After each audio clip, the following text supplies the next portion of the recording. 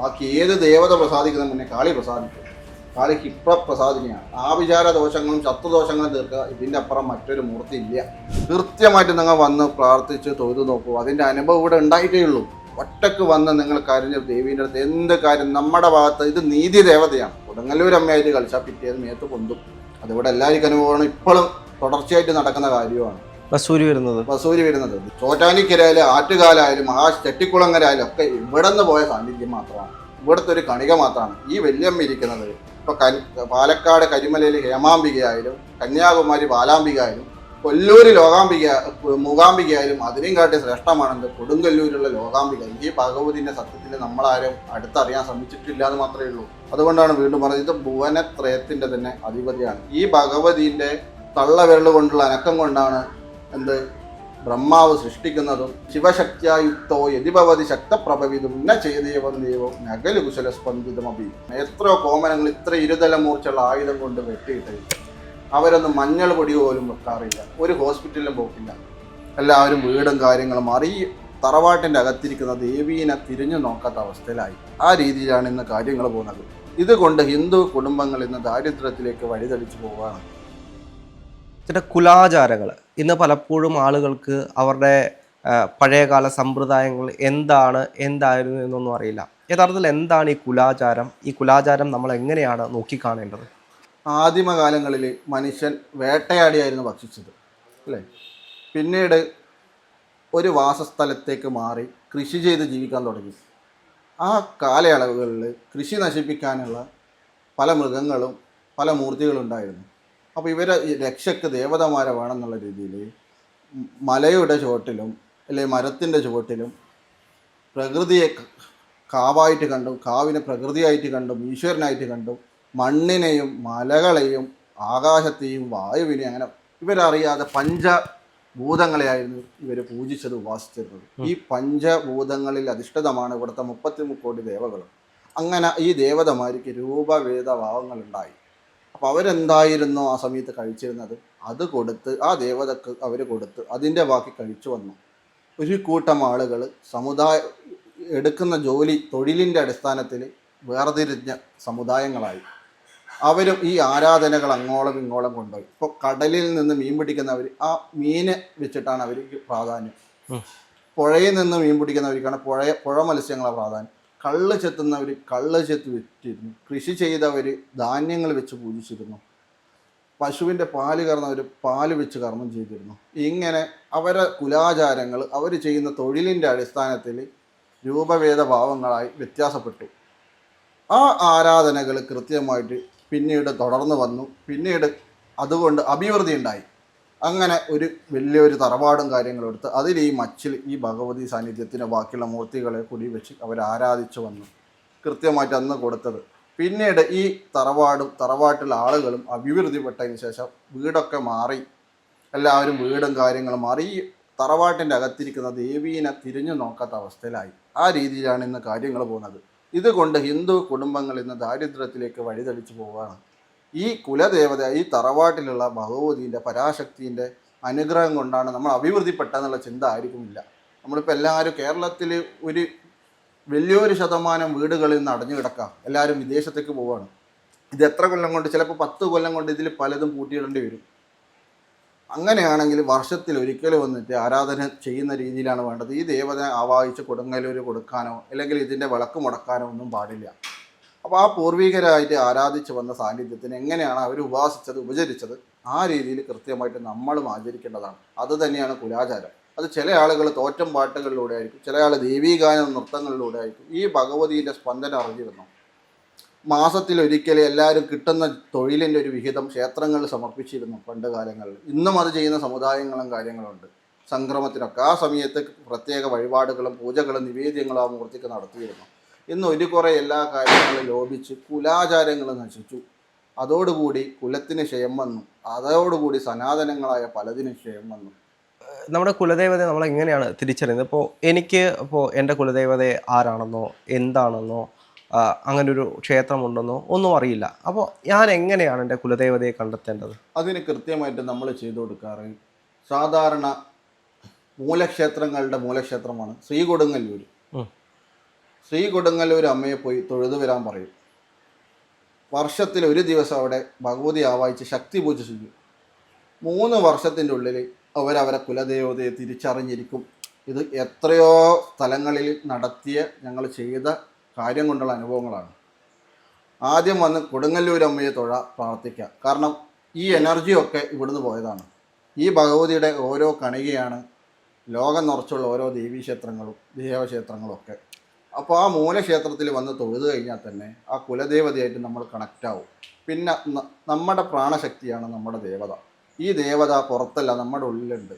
അപ്പോൾ ഈ ശക്തി പൂജക്ക് കർമ്മം തുടങ്ങുന്ന സമയത്ത് കൃത്യമായിട്ട് ആവാഹിക്കുമ്പോൾ നമ്മളെല്ലാവരും പ്രാർത്ഥിച്ചുകൊണ്ട് തൊഴുതുകൊണ്ടാണ് ആവാഹിക്കുക. ആ സമയത്ത് നമ്മുടെ ഉള്ളിലുള്ള ആത്മചൈതന്യത്തിനെയാണ് നമ്മൾ ആവാഹിച്ചിട്ട് പീഠത്തിലേക്ക് സങ്കല്പിക്കുന്നത്.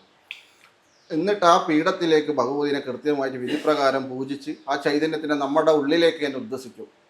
അപ്പോൾ ആരൊക്കെ ഉണ്ട് കർമ്മത്തിന് പങ്കെടുത്ത് അവരെ ഉള്ളിലേക്കൊക്കെ ഉദ്ദേശിക്കും. അപ്പോൾ ഈ ചൈതന്യത്തിന് എന്തായി? ഉണർവ് വന്നു. ഒന്നും കിട്ടാത്ത ചൈതന്യത്തിൽ ഗ്ലൂക്കോസ് കിട്ടുന്നവരെ ഉണർവ് വന്നു. ഇതൊരു 3 വർഷം ചെയ്തതിൻ്റെ ഉള്ളിൽ കൃത്യമായിട്ട് അവരുടെ തറവാട് എവിടെയാണോ, ധർമ്മദൈവം ആരാണോ എന്ന് കൃത്യമായിട്ട് അവരെത്തിയിരിക്കും. ഇന്നവരെ ചെയ്തിടത്തോളം അത് അനുഭവമാണ്. അപ്പോൾ അതിനുള്ള പരിഹാര ക്രിയകൾ, ഇപ്പോൾ ഒരുപാട് കാലമായിട്ട് നമ്മൾ ഈ ഉപാസനയോ കാര്യങ്ങളോ ഒന്നുമില്ല, അപ്പോൾ അതിൻ്റെ പരിഹാര ക്രിയകൾ എങ്ങനെയാണ് വരുന്നത്? പരിഹാര ക്രിയ ഏറ്റവും എളുപ്പമായിട്ട് ചെയ്യാൻ പറ്റുന്നത് വർഷത്തിൽ ശാക്തേയ പൂജ ചെയ്യാം. മദ്യം, മത്സ്യം, മാംസം ഇതൊക്കെ വെച്ച് പൂജ ചെയ്യുന്ന ആളെ കൊണ്ട് വിധിപ്രകാരമുള്ള ശക്തി പൂജ ഭദ്രകാളി വിധാനത്തിൽ ബലി കൊടുത്ത് ചെയ്യാം. എല്ലാവരെ കൊണ്ട് കൂട്ടപ്രാർത്ഥന നടത്താം. തറവാടുകളിലുള്ള എല്ലാവരെ കൊണ്ടും എല്ലാവരും വർഷത്തിൽ ഒരുമിച്ച് കൂടാം. ആ ദേവതൻ്റെ പ്രസാദം എല്ലാവരും സ്വീകരിക്കുക. ആ ദേവതയ്ക്ക് എല്ലാവരും പൂവ് അരിയും ചാത്തി പ്രാർത്ഥിക്കുക. ഇതിലും വലിയൊരു കർമ്മം വേറെ ചെയ്യാനില്ല. അതാണ് ശാക്തേയത്തിൻ്റെ അപ്പുറം മറ്റൊന്നില്ല. കയറി നമ്മളെ കൊണ്ട് തന്നെ ചിരട്ടയിൽ മദ്യം വെച്ച് നമ്മളെ കൊണ്ട് തന്നെ മാംസം കൊണ്ട് തർപ്പണം ചെയ്യിക്കും. ശക്തി പൂജയിൽ നമ്മളെ കൊണ്ട് തന്നെ അറച്ച് അവിടെ കർമ്മിയും തന്ത്രിയും എല്ലാം നമ്മളെ തന്നെയാണ്. ശരിക്കും പറഞ്ഞാൽ ആരെ തറവാട്ടിലാണ് ചെയ്യുന്നത് അതിൽ പങ്കെടുക്കുന്ന അവർ തന്നെയാണ്. അത്രയ്ക്ക് എനർജി, അത്ര ഊർജവും പവറും കിട്ടുന്ന വേറൊരു കർമ്മമില്ല. ശ്രീചക്ര പൂജ ചെയ്യാൻ ചുരുങ്ങിയത് 4 മണിക്കൂർ മതി. ശക്തി പൂജ വിധിപ്രകാരം ചെയ്യുന്നതാണ് 7 മണിക്കൂറെങ്കിലും വേണം മിനിമം. യഥാർത്ഥത്തിൽ എന്താണ് ഈ ശക്തി പൂജ അല്ലെങ്കിൽ ഈ ശാക്തേയ പൂജ എന്ന് പറയുന്നത്? ശാക്തേയ പൂജ ശ്രീചക്രത്തിൽ ബിന്ദു രൂപത്തിലിരിക്കുന്ന ആ ഭഗവതി മഹാപരാശക്തിയായിരിക്കുന്ന ആ സാന്നിധ്യത്തിന് അതിൻ്റെ കൂടെ അതിൻ്റെ പരിവാരങ്ങളെ, യോഗിനിമാരെ, ഭൂതഗണങ്ങളെ, കാരാഗണങ്ങളൊക്കെ വിധിപ്രകാരം ഉപചരിക്കുന്ന ഒരു പൂജയാണ്. ആ പരാശക്തിക്ക് കൊടുത്ത് അതിൻ്റെ എന്തൊക്കെ മൂർത്തികൾ പരിവാര ദേവതയായിട്ടുണ്ട് അതിനൊക്കെ കൃത്യമായിട്ട് പൂജിക്കുന്ന പദ്ധതിയാണ് ശക്തി പൂജ. അത് വർഷത്തിൽ 1 ചെയ്താലും മതി. 1 ചെയ്ത തറവാടും അഭിവൃദ്ധിപ്പെട്ടിട്ടുണ്ട്. അതിൽ കൂടുതൽ ചെയ്യാൻ പറ്റുമെങ്കിൽ അത്രയും നല്ലത്. ഇതാണ് ശാക്തേയ കർമ്മം. വിധിപ്രകാരം നമ്മൾ എന്തൊക്കെയാണ് നമ്മുടെ വീട്ടിലുള്ളത് അതൊക്കെ കൊടുത്ത് ഈ ദേവതയെ സന്തോഷിപ്പിക്കുക എല്ലാവരും കൂടി.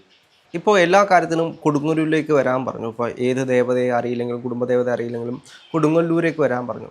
പക്ഷേ ഈ കൊടുങ്ങല്ലൂരിലേക്ക് വരുന്ന സാഹചര്യത്തിൽ ഇപ്പോൾ ബാധാദോഷമാണെങ്കിലും പ്രേതമാണെങ്കിലും ഇപ്പോൾ അങ്ങനെ എന്ത് വിഷയമുള്ള ആളുകളാണെങ്കിലും എന്തുകൊണ്ടാണ് കൊടുങ്ങല്ലൂരിലേക്ക് വരുന്നത്? കൊടുങ്ങല്ലൂരുള്ളത് സാക്ഷാൽ ഭദ്രകാളി ആയതുകൊണ്ടാണ്. ഈ ഭദ്രകാളിയുടെ അടുത്ത് ഇതൊന്നും അടുക്കൂലാണ്. അല്ലെങ്കിൽ കാളിൻ്റെ ദൃഷ്ടി വന്നാൽ ഇതൊക്കെ നമ്മുടെ ശരീരത്തിൽ നിന്ന് മാറിപ്പോകുന്നതാണ്. കൃത്യമായിട്ട് ഇപ്പോൾ ഒരു പ്രായമുള്ളവർ പ്രാഗിയാൽ തന്നെ അത് പ്രാക്കദോഷം നമ്മളെ നല്ല രീതിയിൽ ബാധിക്കും. ഇപ്പോൾ നമ്മളൊരു വലിയൊരു വീടോ സ്ഥാപനം എടുത്തു, അത് നല്ല രീതിയിൽ പോയതാണ് പെട്ടെന്ന് വെച്ച് സ്റ്റെക്ക് വരുന്നത്. അത് ആൾക്കാരുടെ ദൃഷ്ടിദോഷമാണ്. ഇങ്ങനെ ബാധാദോഷം, ബാധ എന്ന് പറഞ്ഞാൽ പ്രേതമൊന്നല്ല, ഉപദ്രവം എന്നാണ് അർത്ഥം. പിന്നെ ആഭിചാര ദോഷം എന്ന് പറയുന്ന ശത്രുദോഷം. ഇങ്ങനെ ഒരു വ്യക്തിക്ക് ബാധിക്കുന്ന എല്ലാ ദോഷവും കാളിയുടെ മുമ്പ് പോയി നമ്മൾ നാണയങ്ങൾ ഒഴിച്ചിട്ടോ അല്ലെ ഭഗവതിക്ക് നേർച്ച സമർപ്പിച്ചിട്ടോ ഉഴിഞ്ഞ് നാളികേര ബലി നടത്തിയിട്ടോ നമുക്ക് തീർക്കാൻ പറ്റും. ബാക്കി ഏത് ദേവത പ്രസാദിക്കുന്ന മുന്നേ കാളി പ്രസാദിക്കും. കാളി പ്രസാദിനിയാണ്. ആഭിചാര ദോഷങ്ങളും ശത്രുദോഷങ്ങളും തീർക്കുക. ഇതിൻ്റെ അപ്പുറം മറ്റൊരു മൂർത്തി ഇല്ല.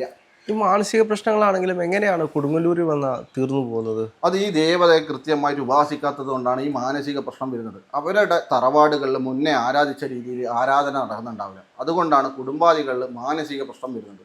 അത് ഈ ദേവതയായിട്ട് കണക്ട് ചെയ്യുന്ന സമയത്ത് എന്താണെന്ന് വെച്ച് കഴിഞ്ഞാൽ അതിൻ്റെ ആരാധന നടക്കുന്നു, ഈ ദേവതയെ നമ്മൾ ഉപാസിക്കുന്നു, വന്ന് കാണുന്നു. അപ്പോൾ എന്തായി ആ കുടുംബാദികളിൽ വന്ന ബാധാദോഷങ്ങൾ അല്ലെങ്കിൽ മാനസിക പ്രശ്നങ്ങൾ, വൈകല്യങ്ങൾ അവിടെ തീരുകയാണ് ചെയ്യുന്നത്.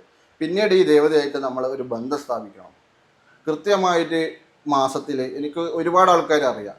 പല സങ്കടങ്ങളും ഉണ്ടായിട്ട് വന്നവർ, പല കാര്യങ്ങളും നടത്തിയ ഒരു ദേവതയാണ് കൊടുങ്ങല്ലൂരമ്മ. കൃത്യമായിട്ട് നിങ്ങൾ വന്ന് പ്രാർത്ഥിച്ച് തൊഴുതു നോക്കൂ. അതിൻ്റെ അനുഭവം ഇവിടെ ഉണ്ടായിട്ടേ ഉള്ളൂ. ഒറ്റക്ക് വന്ന് നിങ്ങൾ കരഞ്ഞ ദേവീൻ്റെ അടുത്ത് എന്ത് കാര്യം നമ്മുടെ ഭാഗത്ത്, ഇത് നീതി ദേവതയാണ്, സത്യത്തിൻ്റെ ദേവതയാണ്. നമ്മുടെ ഭാഗത്ത് ന്യായമുണ്ടെങ്കിൽ ഉറപ്പായിട്ടും നമുക്കതിൻ്റെ അനുഭവം തമ്പുരാട്ടി കാട്ടിത്തന്നിരിക്കും. ഒരു കാര്യമേയുള്ള കാളിക്ക് നേർച്ച പറഞ്ഞിട്ട് നേർച്ച കൊടുക്കാൻ നിൽക്കരുത്. ബാക്കിയുള്ള ഏത് വീട്ടിലെത്തുന്ന മുന്നേ അതിനുള്ള അനുഭവങ്ങൾ കാണും. കാര്യം നടന്നോ ദേവതക്ക് പറഞ്ഞ് നേർച്ച കൊണ്ട കൊടുത്തേ പറ്റൂ. അല്ലെങ്കിൽ ഭഗവതീൻ്റെ പരിവാരങ്ങൾ ആ വസൂരിമാലയിലും വന്ന് വീട്ടിൽ കയറും. അറിയാലോ, വീട്ടിൽ കയറി കഴിഞ്ഞ് കഴിഞ്ഞാൽ ഭഗവതി തന്നെ വിചാരിക്കണം വസൂരി മാറണമെങ്കിൽ. അത് എന്നല്ല, അത് പണ്ട് കാലങ്ങളിലേ ഉള്ളതാണ്. കൊടുങ്ങല്ലൂർ അമ്മയായിട്ട് കളിച്ചാൽ പിറ്റേത് മേത്ത് പൊന്തും. അതിവിടെ എല്ലാവർക്കും അനുഭവമാണ്, ഇപ്പോഴും തുടർച്ചയായിട്ട് നടക്കുന്ന കാര്യമാണ്. വസൂരി വരുന്നത് ദേവി കോപിച്ചാൽ വസൂരി വരും. ഈ ഭഗവതിയായിട്ട് ബന്ധപ്പെട്ടുള്ള കാര്യങ്ങൾക്ക് മാറ്റം വരുത്തി കഴിഞ്ഞാലും അങ്ങനെയുള്ളവർക്കൊക്കെ ഇവിടെ ക്ഷേത്രവുമായിട്ട് ബന്ധപ്പെട്ട പേരെടുത്ത് പറയാത്തതാണ്. ഇത് ഭഗവതി ശ്രീവിദ്യോപാസനയാണ്. ഇവിടെ കാളിയില്ല എന്ന് പറഞ്ഞ ആളൊക്കെ ഉണ്ട്. ബാലാമന്ത്രം കൊണ്ടുള്ള അർച്ചന കൊണ്ടാണ് ഇവിടെ ചൈതന്യം പറഞ്ഞത്. അതൊന്നായിട്ട് ഒരു ബന്ധമില്ല. ഇതൊക്കെ സത്യത്തിനെ വളച്ചൊടിക്കുന്ന കാര്യങ്ങളാണ്. ഇതൊക്കെ പറഞ്ഞാക്കൊക്കെ എത്രയോ വസൂരി ബന്ധിച്ചിട്ടുണ്ട്, എത്രയോ തവണ. രണ്ടാമത് മാനസിക പ്രശ്നങ്ങൾ ഉണ്ടാക്കുന്നുണ്ട് ദേവി. വിപരീതമായിട്ടൊന്നും ചെയ്യരുത്. നമ്മൾ പുറത്ത് പോയിട്ട് എന്തെങ്കിലും പഠിച്ചതെന്ന് വിചാരിച്ചിട്ട് അത് ബാക്കിയുള്ള സ്ഥലത്ത് അടിച്ചേൽപ്പിക്കാൻ നമ്മൾ നോക്കരുത്. കൊടുങ്ങല്ലൂർ അമ്മ നമ്മുടെ കുലദേവതയാണ്. അപ്പം നേരത്തെ പറഞ്ഞില്ല, കൊടുങ്ങല്ലൂർ വരാൻ പറയുന്നത് എന്താ വെച്ചാൽ കേരളത്തിൻ്റെ അധിഷ്ഠാന ദേവത കാളിയാണ്. ഈ കാളിയായിട്ട് കണക്റ്റഡ് ആവണം, എന്നാലേ നമ്മൾ ദുരിതം തീരും. ആ കാളി ഇരിക്കുന്നത് കൊടുങ്ങല്ലൂരാണ്. ചോറ്റാനിക്കരയായാലും ആറ്റുകാലായാലും ചെട്ടിക്കുളങ്ങരായാലും ഒക്കെ ഇവിടെ നിന്ന് പോയ സാന്നിധ്യം മാത്രമാണ്. ഇവിടുത്തെ ഒരു കണിക മാത്രമാണ് ഈ വല്യമ്മ ഇരിക്കുന്നത്. ഇപ്പോൾ പാലക്കാട് കരിമലയിൽ ഹേമാംബികയായാലും കന്യാകുമാരി ബാലാംബിക ആയാലും കൊല്ലൂർ മൂകാംബികയായാലും അതിനെയും കാട്ടി ശ്രേഷ്ഠമാണെന്ന് കൊടുങ്ങല്ലൂരുള്ള ലോകാംബിക. ഈ ഭഗവതിൻ്റെ സത്യത്തിൽ നമ്മളാരും അടുത്തറിയാൻ ശ്രമിച്ചിട്ടില്ല എന്ന് മാത്രമേ ഉള്ളൂ. ഈ അമ്മയുടെ അടുത്ത് നിങ്ങൾ കൃത്യമായിട്ട് പോയി തൊഴുത് പ്രാർത്ഥിച്ചോ, അതിൻ്റെ അനുഭവം ഉണ്ടാവും. സത്യമാണെങ്കിൽ നമ്മൾ നീതിക്ക് വേണ്ടി പ്രാർത്ഥിക്കുന്നതാണെങ്കിൽ കൃത്യമായിട്ടുള്ള അനുഭവം നമുക്കുണ്ടാവും. ഈ ഭഗവതി നമ്മൾ നിത്യം പോകുമ്പോഴല്ലേ ഒരു ദിവസം ഭഗവതിൻ്റെ ദൃഷ്ടി നമ്മളിലേക്ക് വരും. വന്നു കഴിഞ്ഞാൽ നമ്മൾ ഈ ദേവതയായിട്ട് കണക്റ്റായി. പിന്നെ നമുക്ക് വീട്ടിലിരിക്കുന്ന സമയത്ത് ഇടക്കിടക്ക് കൊടുങ്ങല്ലൂർ അമ്പലത്തിൽ പോകാൻ തോന്നും. അതൊരു വലിയൊരു സംഗതി തന്നെയാണ്. ഈ ദേവതനെ തൊഴുന്ന കിട്ടുമ്പോൾ ഞങ്ങൾക്കൊക്കെ ഈ കൊടുങ്ങല്ലൂർ വന്നിട്ട് പ്രാർത്ഥിക്കുമ്പോൾ കിട്ടുന്ന ഒരു അനുഭൂതി ലോകത്ത് ഒരമ്പലത്തിലും പോയാൽ കിട്ടുന്നില്ല. അതുകൊണ്ട് ഒരു ക്ഷേത്രങ്ങളും ഞങ്ങൾ പോക്കില്ല. ഒരു ക്ഷേത്രങ്ങളും മഹാക്ഷേത്രങ്ങളും പോയാലും ഈ കൊടുങ്ങല്ലൂർ അമ്മൻ്റെ മുന്നിൽ വന്ന് കിട്ടുന്ന ആ ഒരു എനർജി, ഊർജം നമുക്ക് കിട്ടുന്നില്ല. ആ ശ്രീകോവിലിൻ്റെ മുമ്പിലേക്ക് എത്തുമ്പോൾ തന്നെ തള്ളവിരലിലൂടെ കാളിയുടെ ആ ഊർജം നമ്മളിലേക്ക് കയറുന്നുണ്ട്. കൃത്യമായിട്ട് ആ വൈബ്രേഷൻ സ്പന്ദനാരൂപത്തിൽ, സ്പന്ദിതമുഖി എന്നല്ലേ, ആ സ്പന്ദനാരൂപത്തിൽ ഈ ഭഗവതിൻ്റെ സ്പന്ദനം അറിയുന്നുണ്ട്. അമ്മയെന്ന് വിളിക്കുമ്പോൾ നമ്മുടെ ശരീരത്തിലെ രോമകൂപങ്ങൾ തന്നെ ഉയർത്തെഴുന്നേൽക്കുന്നുണ്ട്. അവിടെ ഇരുന്ന് ജപിക്കുമ്പോൾ തന്നെ ഭയങ്കര വൈബ്രേഷൻ നമ്മുടെ അന്ധകരണത്തിൽ ഉണ്ടാകുന്നുണ്ട്. നമ്മൾ പ്രാർത്ഥിക്കുന്ന കാര്യത്തിൽ നമുക്ക് അനുഭവങ്ങൾ ഉണ്ടാകുന്നുണ്ട്. നമ്മളെ ദുരിതം മാറിപ്പോകുന്നുണ്ട്. സാമ്പത്തികമായിട്ടും ഭൗതികമായിട്ടും നമുക്ക് അഭിവൃദ്ധി ഉണ്ടാകുന്നുണ്ട്. രോഗങ്ങൾ നമ്മുടെ കുടുംബത്തിൽ കുറഞ്ഞു വരുന്നുണ്ട്. ഇതൊക്കെ ഈ അമ്മയുടെ അനുഗ്രഹം മാത്രമാണ്. പിന്നെ നമ്മൾ മോക്ഷത്തിലേക്കുള്ള കാര്യങ്ങൾ കൂടി നോക്കുക. അതിനുള്ള ജപവും കാര്യങ്ങളും ചെയ്താൽ നമ്മൾ കൃത്യമായിട്ട് ആ പരമാത്മാവിലേക്ക്. ഇതിനുള്ള ഏറ്റവും എളുപ്പവഴി ഉപാധി കാളി ഉപാസന അഥവാ കൊടുങ്ങല്ലൂർ അമ്മയുടെ ഉപാസനയാണ്. അതിലും വലിയ ശ്രേഷ്ഠമായിട്ട് വേറെ ഒന്നുമില്ല. അതിൽ പ്രധാനപ്പെട്ട കാരണം ഭഗവതി ഇരിക്കുന്ന പീഠം തന്നെയാണ്. ആ പീഠത്തിൻ്റെ അടിയിൽ ബ്രഹ്മാവ്, വിഷ്ണു, രുദ്രൻ, ഈശ്വരനാകുന്ന 4 കാലുകളാണ്. അതിൻ്റെ മേലെ സദാശിവനാകുന്ന പലകയാണ്. കേരളത്തിൽ അങ്ങോളം ഇങ്ങോളം ദാരുപീഠത്തിലാണ് സങ്കല്പം. മരത്തിൻ്റെ പീഠത്തിലാണ് ഭഗവതിനെ കുടിവെച്ചത്. അത് ഇതാണ് 4 കാല്. ബ്രഹ്മാവ്, വിഷ്ണു, രുദ്രൻ, ഈശ്വരനാണ്. സദാശിവനാകുന്ന പലക. അതിൻ്റെ മേലെ കാലിൻ്റെ മേലെ കാലും കയറ്റി വെച്ച് നാന്തകം പള്ളിവാളും പിടിച്ച ഭഗവതിനെയാണ് കേരളത്തിൽ ഉപാസിക്കുന്നത്. അപ്പോൾ ഇതിൻ്റെ ഇഷ്ടാനുസരണം കൃത്യമായിട്ട് പൂജാ കാര്യങ്ങൾ ചെയ്ത് ഉപാസിച്ചാൽ ഉറപ്പായും ആ കുടുംബം രക്ഷപ്പെടും. അതിലൊരു സംശയമില്ല. ഈ കൊടുങ്ങല്ലൂർ ക്ഷേത്രത്തിൻ്റെ പ്രധാനപ്പെട്ട ക്ഷേത്രങ്ങൾ ഏതൊക്കെയാണ്? ഇപ്പോൾ നമുക്കറിയാവുന്ന പോലെ കൊടുങ്ങല്ലൂർ ഇപ്പോൾ പുലക്കാവുണ്ട്, അല്ലെങ്കിൽ അവിടെ മേൽക്കാവുണ്ട്. അപ്പോൾ അതെങ്ങനെയാണ്, എത്ര കരകൾ ചേർന്നെയാണ് കൊടുങ്ങല്ലൂർ ക്ഷേത്രം? കൊടുങ്ങല്ലൂർ ക്ഷേത്രം ഈ കൊടുങ്ങല്ലൂർ ലോകാംബികയാണ്. ഈ ലോകത്തിൻ്റെ മാതാവാണ് കൊടുങ്ങല്ലൂർ അമ്മ. എല്ലാ സ്ഥലത്തും നമ്മൾ ഈ ദൈവ സാന്നിധ്യം കാണുമ്പോൾ അത് ഭഗവതിൻ്റെ കണികയാണ്. ഏത് ആരാധന, ഏത് മതമായിക്കോട്ടെ, അത് ഈ ഭഗവതിൻ്റെ സാന്നിധ്യമാണ്. ഈ ഭഗവതി ഒരു സ്ഥലത്തേക്കോ അല്ലെങ്കിൽ ഒരു ദേശത്തേക്കോ മാത്രം ബന്ധപ്പെട്ട് കിടക്കല്ല. ഈ ഭുവനത്രയത്തിൻ്റെ അധിപതിയാണ്. കാരണം ഇത് പരാശക്തിയാണ്. അതുകൊണ്ടാണ് വീണ്ടും പറഞ്ഞത്, ഇത് ഭുവനത്രയത്തിൻ്റെ തന്നെ അധിപതിയാണ്. ഈ ഭഗവതിൻ്റെ തള്ളവിരൽ കൊണ്ടുള്ള അനക്കം കൊണ്ടാണ് ബ്രഹ്മാവ് സൃഷ്ടിക്കുന്നതും വിഷ്ണു പരിപാലിക്കുന്നതും രുദ്രൻ സംഹരിക്കുന്നതെന്ന് പറയുന്നത്.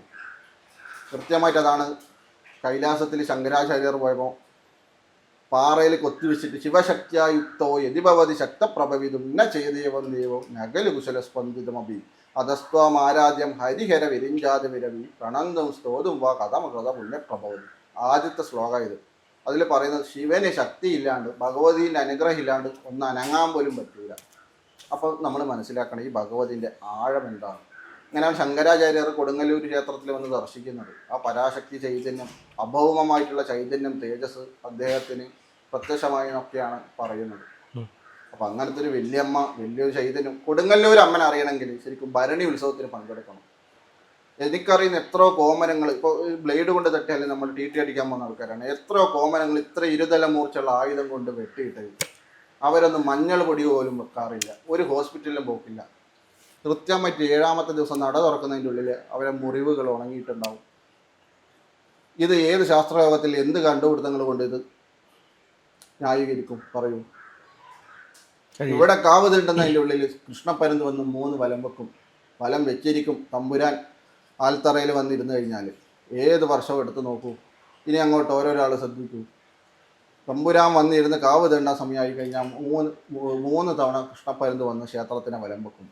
ഇതൊക്കെ നമ്മൾ ശാസ്ത്രത്തിൻ്റെ അപ്പുറമാണ്, അതിൻ്റെ അപ്പുറമാണ് സത്യങ്ങൾ. ഇങ്ങനെയുള്ള സത്യങ്ങളും ഊർജ്ജങ്ങളൊക്കെയാണ്.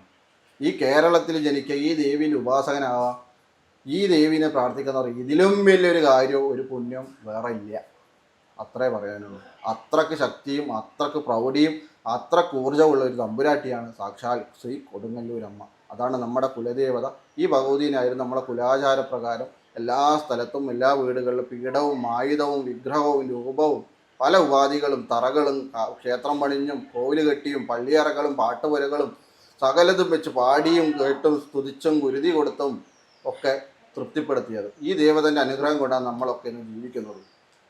ഈ ദേവതയുടെ ആരാധന മുടങ്ങിയിട്ടുണ്ട്, അതൊക്കെ നമ്മൾ തിരിച്ചു കൊണ്ടുവരണം. അതിനുള്ളതായിരിക്കണം നമ്മുടെ ജന്മവും നിയോഗവും. അതിലും വലിയൊരു കാര്യം നമ്മൾ ചെയ്യാൻ ഇല്ല. എന്താണെങ്കിലും ഒരുപാട് സന്തോഷമുണ്ട്. നമുക്ക് വീണ്ടും മറ്റൊരു എപ്പിസോഡുമായിട്ടിരിക്കാം. ഒരുപാട് നന്ദി.